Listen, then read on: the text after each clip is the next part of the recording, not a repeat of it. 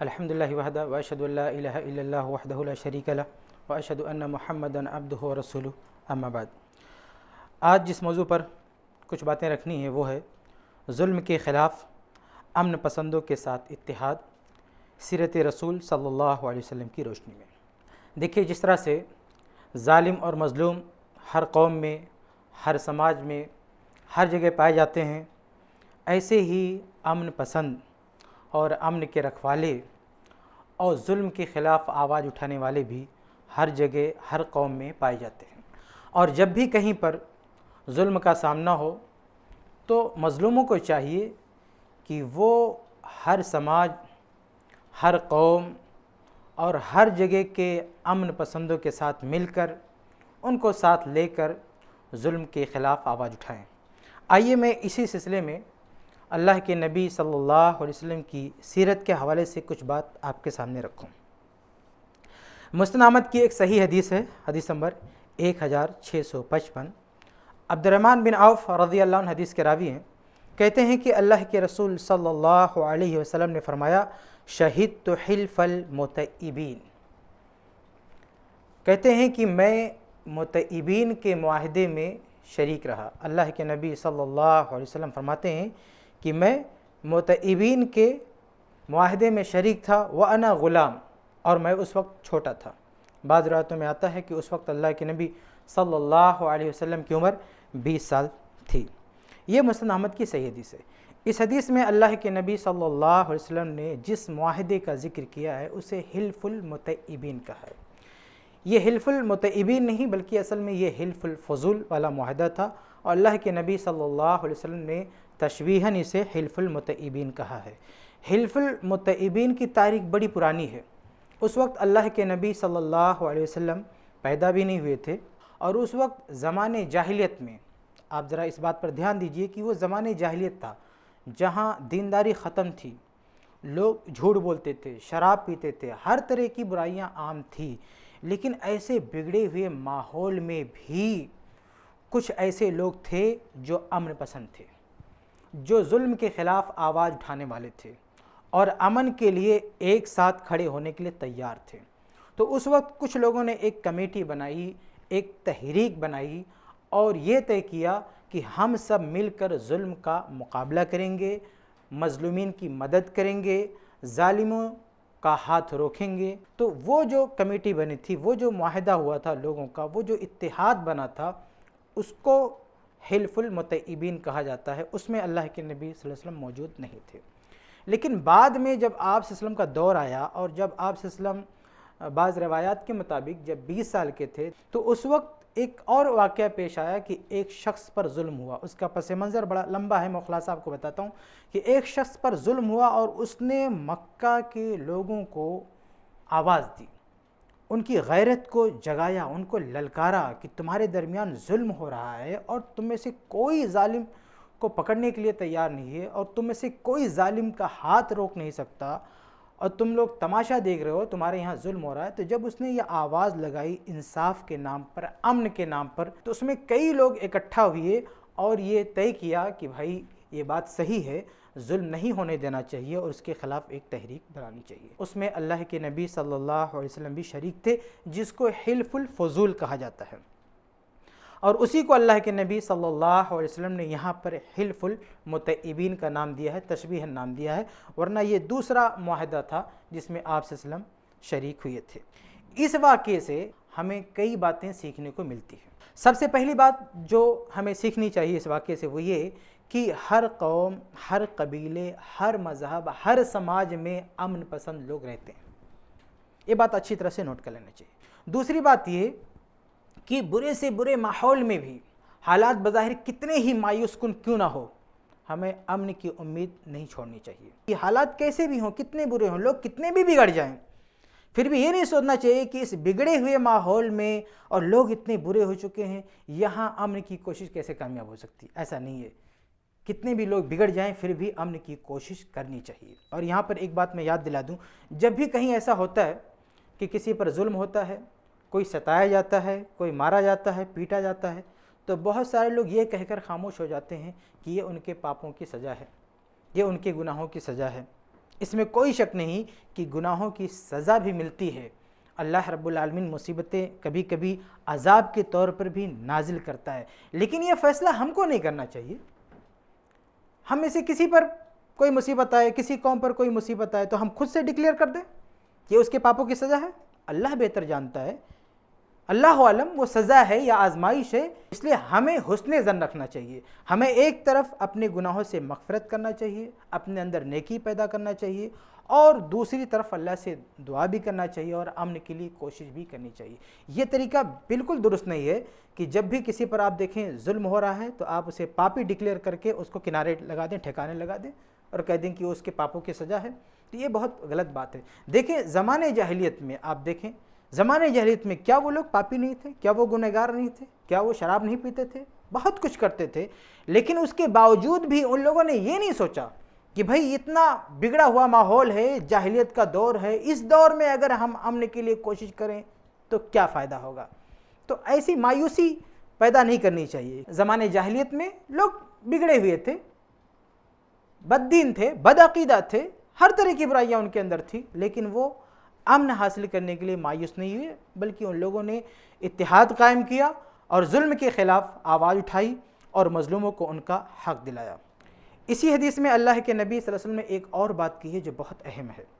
اللہ نے فرماتے ہیں کہ شہدت حلف المطیبین، وہ جو حلف الفضول کا معاہدہ تھا اس میں شریک ہوا۔ معاہدے میں بنیادی بات کیا تھی؟ کہ ہم مظلوموں پر ظلم نہیں ہونے دیں گے۔ اللہ کے نبی صلی اللہ علیہ وسلم فرماتے ہیں کہ میں اس میں شریک رہا، اور سب سے اہم بات جو آگے اللہ کے نبی فرماتے ہیں، کہتے ہیں فَمَا أُحِبُّ أَنَّ لِي حُمْرَ النَّعَمْ وَأَنِّي أَنْكُتُهُ۔ اللہ کے نبی فرماتے ہیں کہ اس معاہدے میں جو عہد ہوا اور جو آواز اٹھائی گئی، جو اتحاد ہوا، اس کے بدلے میں یہ نہیں پسند کرتا کہ کوئی مجھے سرخ اونٹ دے۔ سرخ اونٹ اس زمانے کی بڑی قیمتی چیز ہوا کرتی تھی۔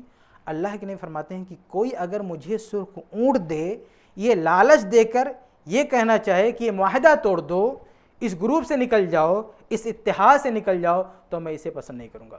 اللہ کے نبی صلی اللہ علیہ وسلم نے بہت اہم چیز کی طرف اشارہ کیا کہ اگر کبھی آپ امن کے لیے کوشش کریں گے، ایسی کوئی اتحادی قوت بنائیں گے، تو ہو سکتا ہے کچھ لوگ آپ کو لالچ دیں، پیسوں کی لالچ دیں، کسی طرح کی لالچ دیں، اور آپ کو توڑنے کی کوشش کریں کہ آپ وہاں سے الگ ہو جائیں، آپ ان لوگوں کا ساتھ چھوڑ دیں۔ تو پیسہ دے کر آپ کو ورغلانے اور آپ کو توڑنے کی کوشش کی جا سکتی ہے۔ تو میرے بھائیو، جب بھی کبھی ہم امن کے لیے اتحادی قوت تیار کریں، کوئی تحریک چلائیں، تو اس بات کا ہمیشہ خیال رکھنا چاہیے کہ ہم بکنے نہ پائیں، کوئی ہم کو خریدنے نہ پائیں۔ یہ اللہ کے نبی صلی اللہ علیہ وسلم نے ہم کو تعلیم دی ہے، اور قرآن میں بھی اللہ رب العالمین نے اس طرف اشارہ کیا ہے کہ ایسے ظالموں کا ساتھ نہیں دینا چاہیے۔ اللہ کے نبی صلی اللہ علیہ وسلم نے جو اشارہ کیا کہ اگر کوئی مال دے کر مجھے توڑنا چاہے اور کہیں اس معاہدے سے نکل جاؤ تو میں نہیں نکلوں گا، اسی مفہوم کی ایک آیت بھی ہے۔ اللہ تعالیٰ فرماتا ہے قرآن میں سورہ ممتحنہ، اللہ فرماتا ہے انما ینہاکم اللہ عن الذین قاتلوکم فی الدین وَأَخْرَجُوكُم مِّن دِيَارِكُمْ وَظَاهَرُوا عَلَىٰ إِخْرَاجِكُمْ أَن تَوَلُّوهُمْ وَمَن يَتَوَلَّهُمْ فَأُولَٰئِكَ هُمُ الظَّالِمُونَ۔ اللہ کہتا ہے کہ اللہ تعالیٰ تمہیں روکتا ہے کہ تم ان لوگوں سے محبت کرو، ان لوگوں کا ساتھ دو جن لوگوں نے قاتلوکم فی الدین، دین کی وجہ سے تم سے جھگڑا کیا، وَأَخْرَجُوكُم مِّن دِيَارِكُمْ، اور تمہیں تمہارے گھروں سے نکال دیا، وَظَاهَرُوا عَلَىٰ إِخْرَاجِكُمْ، اور جن لوگوں نے تمہیں تمہارے گھروں سے نکالا ان کی مدد کی، وَمَن يَتَوَلَّهُمْ، اور جو ان کا ساتھ دے گا۔ اللہ فرماتا ہے ایسے لوگوں کا ساتھ نہیں دینا جو دین کی وجہ سے تمہارے ساتھ جھگڑا کرتے ہیں، تمہیں تمہارے گھروں سے نکالتے ہیں، یا ان لوگوں کی مدد کرتے ہیں جو تمہیں تمہارے گھر سے نکالیں، ایسے لوگوں کے ساتھ نہیں دینا۔ وَمَن يَتَوَلَّهُمْ، جو ان کا ساتھ دے گا، فَأُولَٰئِكَ هُمُ الظَّالِمُونَ، وہ ظالم لوگ ہیں۔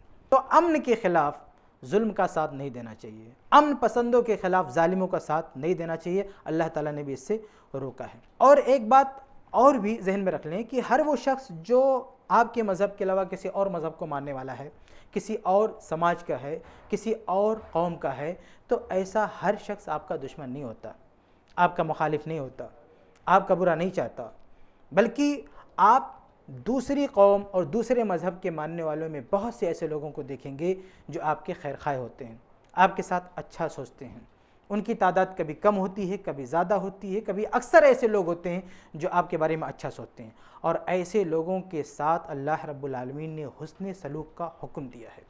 نہ صرف یہ کہ آپ ان پر بھروسہ کر سکتے ہیں، بلکہ وہ تمہارے ساتھ اچھا کرتے ہیں تو اللہ کہتا ہے تم بھی ان کے ساتھ اچھا کرو۔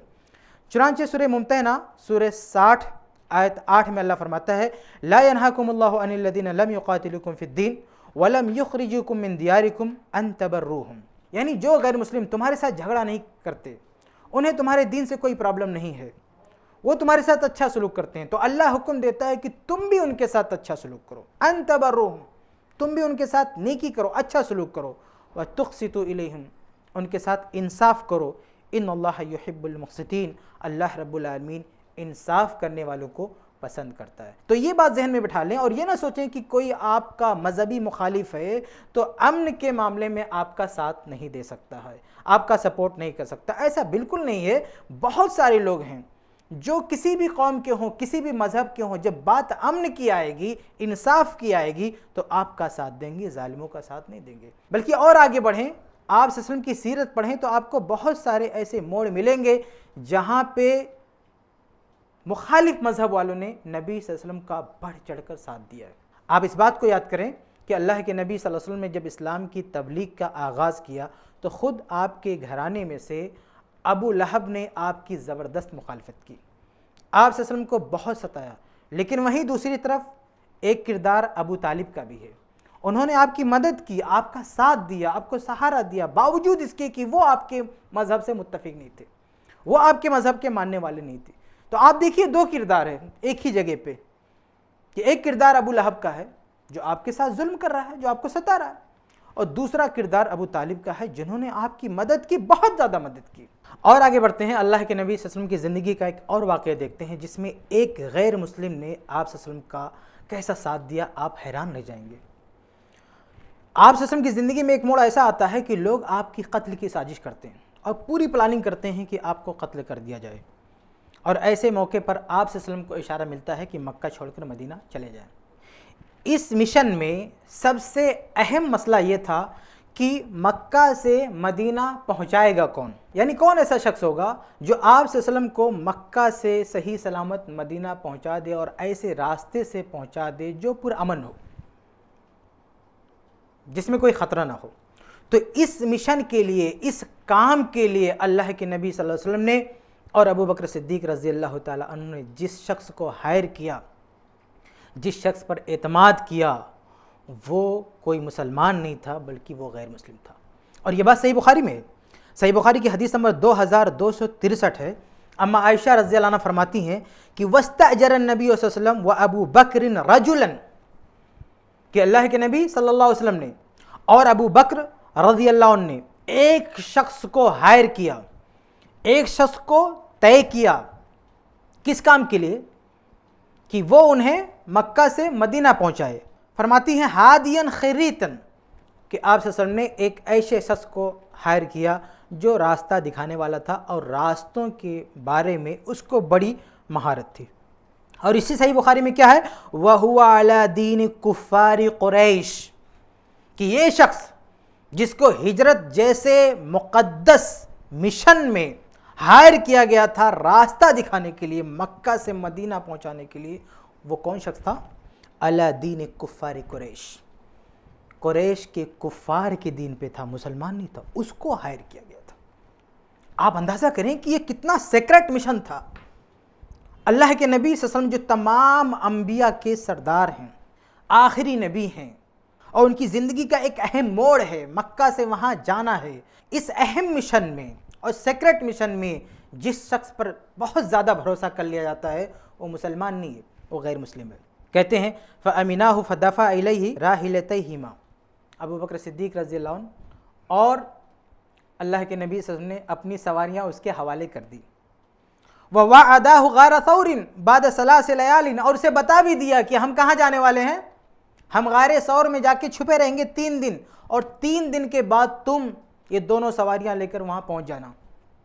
ये किससे बात हो रही है? ये गैर मुस्लिम से बात हो रही है। उसके साथ ये वादा हो रहा है कि अबू बकर सिद्दीक़ और अल्लाह के नबी सल्लल्लाहु अलैहि वसल्लम मक्का छोड़कर उस गार में जाके छुपेंगे 3 दिन तक, ताकि ये लोग तलाश ना कर पाएँ, और 3 दिन के बाद तुम्हें वहां पहुंचना है। रिवायत क्या कहती है, फ़अताहुमा बिराहिलतैहिमा सबीहत लयालिन सलासिन, इस गैर मुस्लिम ने वादे के मुताबिक ठीक 3 दिन के बाद अलसबा, सुबह सुबह सवारियां लेकर वहां पहुंच गया। इस शख्स ने भी देखिए कैसी वफादारी दिखाई, जो गैर मुस्लिम था, मुसलमान नहीं था, लेकिन जो तय हुआ अल्लाह के नबी के साथ, जो वादा हुआ उस वादे को इसने निभाया, वादा इसने नहीं तोड़ा। यानी इस शख्स ने सिर्फ इसलिए अल्लाह के नबी सल्लल्लाहु अलैहि वसल्लम का साथ नहीं दिया कि उन्होंने कुछ इसको माल दिया है, इसको हायर किया है। अगर इसे पैसा लेना होता तो याद कीजिए कि मक्का वालों ने ऐलान निकाला था कि जो अल्लाह के नबी का पता बता देगा, जो मोहम्मद का पता बता देगा, हम उसे बहुत बड़ा इनाम देंगे। तो अगर ये शख्स गद्दारी कर जाता और अल्लाह के नबी सल्लल्लाहु अलैहि वसल्लम का पता बता देता, मक्का वालों से जाके बोल देता वो तो उस गार में छुपे हुए हैं, तो इसको जो इनाम मिलता वो इस उजरत से कहीं ज़्यादा है।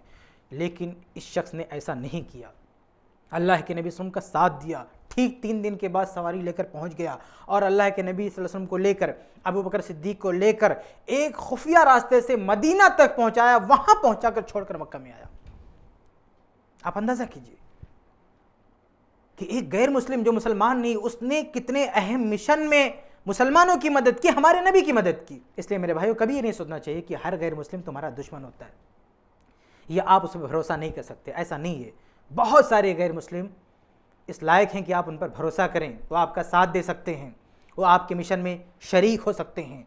जब अल्लाह के नबी सल्लल्लाहु अलैहि वसल्लम के साथ एक गैर मुस्लिम का इतना बड़ा ताउन हो सकता है कि वो हिजरत जैसे सीक्रेट और मुक़द्दस मिशन में आपका साथ दे, आपको सही सलामत मदीना तक पहुंचा दे, तो बताइए अब और इससे बड़ी मिसाल आपके सामने क्या रखी जा सकती है। तो अल्लाह के नबी सल्लल्लाहु अलैहि वसल्लम की ज़िंदगी के सारे पहलू हमको बताते हैं कि जब बात जुल्म की हो और उसके खिलाफ अमन की हो, तो ऐसे माहौल में हमें ये नहीं देखना चाहिए कौन हमारे मज़हब का मानने वाला है, कौन मुखालिफ है, बल्कि हमें तलाश करनी चाहिए कि अमन पसंद कौन है। जो भी जुल्म को नापसंद करता है, अमन को पसंद करता है, उसको साथ मिलाना चाहिए, उसका साथ देना चाहिए, उसके साथ मिलजुल कर जुल्म के खिलाफ आवाज़ उठानी चाहिए और जुल्म के खिलाफ लड़ना चाहिए। और ये मुआहदा जिसका जिक्र मैंने आपके सामने किया, जिसको हिल्फुल फज़ूल के नाम से जाना जाता है, ऐसा नहीं है कि यह मामला सिर्फ ज़माने जाहिलियत में हुआ था और इस्लाम आने के बाद वो आउट ऑफ डेट हो गया। अब गैर मुस्लिमों के साथ या अमन पसंदों के साथ अब इस्लाम आने के बाद कोई दूसरा ऐसा मुआहदा नहीं किया जा सकता, ऐसी कोई बात नहीं है। बल्कि एक सही हदीस मौजूद है जिसमें अल्लाह के नबी सल्लल्लाहु अलैहि वसल्लम ने इस मामले को अपडेट किया है। चुनांचे एक हदीस है, बहुत सारी कुतुब हदीस में है, लेकिन सही सनद से ये रवायत जिस किताब में है वो है अद-दलाइल फ़ी गरीबिल हदीस, हदीस नंबर 265। इस किताब में इस नंबर के तहत ये रवायत बिल्कुल सही सनद के साथ मौजूद है, उसे मैं आपके सामने पेश करता हूँ। इस हदीस के रावी अब्दुर्रहमान बिन अबी बकर हैं, जो उम्र में बहुत छोटे थे। तो इससे इशारा ये मिलता है कि आप सल्लल्लाहु अलैहि वसल्लम ने अपनी ज़िंदगी के आखिर ही में ये बात कही होगी। वो नकल करते हैं कि क़ाल नबी, आप सल्लल्लाहु अलैहि वसल्लम फरमाया, लक़द शहीदतु फ़ी दार इब्न जुदआन हिल्फ़न। ये हिल्फुल फज़ूल की बात हो रही है। कहते हैं कि मैं इब्ने जुदआन के घर में एक मुआहदे में शरीक हुआ। ये हिल्फुल फज़ूल का मुआहदा और उसके लिए मीटिंग और इत्तिहादी क़ुव्वत के सिलसिले में जिस घर में बैठकर बातचीत हुई थी वो घर इब्ने जुदआन का था।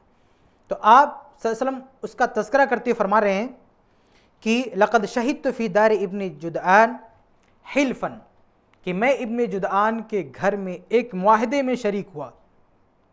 और क्या फरमाते हैं, लौ दुईतु इलैहि फ़िल इस्लाम, कि इस्लाम आने के बाद आज भी मैं अगर किसी ऐसे मुआहदे की तरफ बुलाया जाऊं, यानी ऐसी कोई तहरीक बनाई जाए, ऐसा कोई मुआहदा हो कि हम अमन के लिए काम करेंगे, जालिमों के ख़िलाफ़ आवाज़ उठाएंगे, अगर ऐसे काम के लिए आज भी लोग मुझे बुलाएं, यानी दूसरी कौमें मुझे बुलाएं, तो ला अजब तो मैं इसे मंजूर करूँगा। यानी आज भी अगर कोई ऐसी तहरीक उठती है, कोई ऐसी कमेटी बनती है जिसका ये मिशन हो कि हम अमन कायम करेंगे, जुल्म के खिलाफ काम करेंगे, तो आप सल्लल्लाहु अलैहि वसल्लम फरमाते हैं कि मैं भी उसका मेंबर बनने के लिए तैयार हूँ। और आप सल्लल्लाहु अलैहि वसल्लम नकल करते हैं कि इब्ने जुदआन के घर में जो मुआहदा हुआ था वो क्या हुआ था। फरमाते हैं तहालफु अन तुरद्दल फुज़ूल अला अहलिहा। फरमाते हैं कि इस मुआहदे में तय हुआ था कि अगर किसी शख्स से कोई चीज़ छीन ली गई है, जुल्म ले ली गई है, तो वो चीज़ जालिम से लेकर उसे वापस किया जाएगा। यानी ये कमेटी क्या करेगी, जालिम को पकड़कर, जालिम ने जो चीज़ भी छीना है उससे पकड़कर मजलूम के हवाले किया जाएगा। व अल्ला यउज़्ज़ ज़ालिमुम मजलूमन, और ये कमेटी क्या करेगी, किसी भी जालिम को मजलूम पर जुल्म नहीं ढाने देगी। اگر کسی مظلوم کو ستایا گیا، اس کے خلاف ظلم ڈھایا گیا یا ظلم کی کوشش کی گئی، تو بیچ میں دیوار بن کر یہ کمیٹی کھڑی ہو جائے گی۔ آپ صلی اللہ علیہ وسلم اس کمیٹی کے دفعات کو اور اس معاہدے کے دفعات کو گنا کر فرماتے ہیں کہ آج بھی اگر کوئی شخص ایسی کوئی کمیٹی بنائے، ایسی کوئی تحریک بنائے تو لَعَجَبْتُ، میں اس میں شرکت کے لیے تیار ہوں۔ تو یہ معاہدہ صرف زمانہ جاہلیت کا نہیں تھا کہ زمانہ جاہلیت میں ایک معاہدہ ہوا، اب وہ آؤٹ آف ڈیٹ ہو چکا، ایسا نہیں ہے، بلکہ اسلام کے عام ہونے کے بعد آپ صلی اللہ علیہ وسلم نے اس سوچ کو از سر نو اپڈیٹ کیا اور سب کو یہ پیغام دیا کہ آج بھی اگر امن کے لیے کوئی کمیٹی بنے، کوئی کام کرنا چاہے، ہمارے ساتھ مل کر کام کرنا چاہے، تو ہم اس کے ساتھ کام کرنے کے لیے تیار ہیں۔ تو میرے بھائیو، اللہ کے نبی صلی اللہ علیہ وسلم کی زندگی کے یہ چند پہلو ہیں جس میں ہم کو یہ سبق ملتا ہے کہ ظلم کے خلاف آواز اٹھانے کے لیے، امن قائم کرنے کے لیے ہمیں سب کے ساتھ مل کر کھڑے ہونا چاہیے۔